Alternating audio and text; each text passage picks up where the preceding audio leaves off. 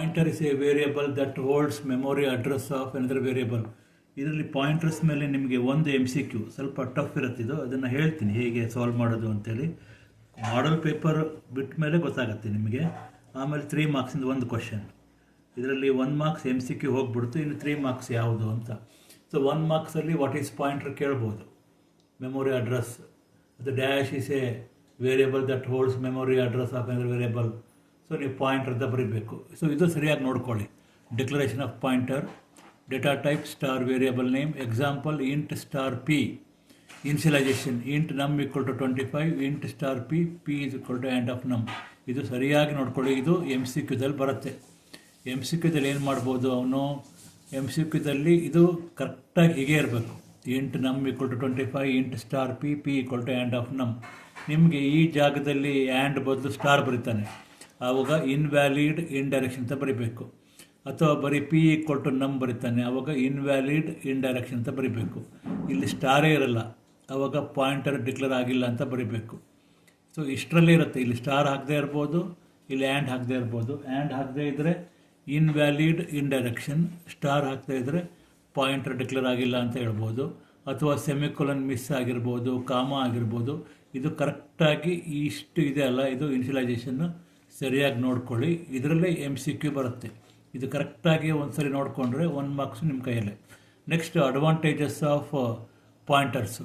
ಇದು ನಿಮಗೆ ನಾನು ಹೇಳಿದ್ನಲ್ಲ 3 ಮಾರ್ಕ್ಸಲ್ಲಿ ಕೇಳ್ಬೋದು. Advantages of pointer, any 3 points.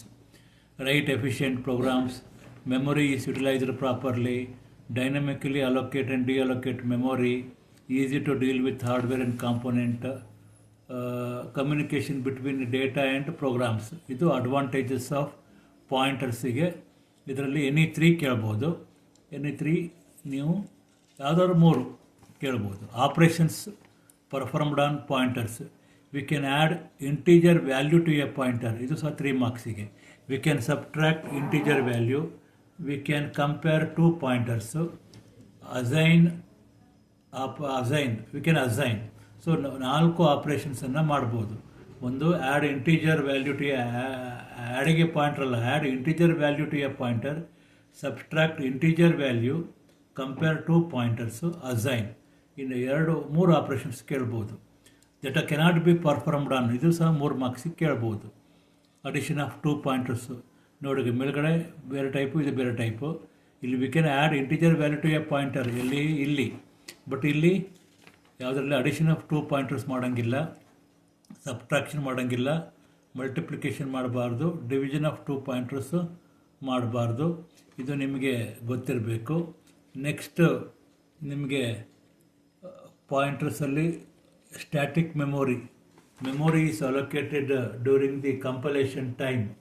Dynamic memory difference ಕೇಳ್ತಾನೆ. ಈಗ ಅದು ಡೀಟೇಲ್ ಆಗಿ ಮುಂದೆ ಮಾಡಲ್ ಪೇಪರಲ್ಲಿ ನೋಡೋಣ.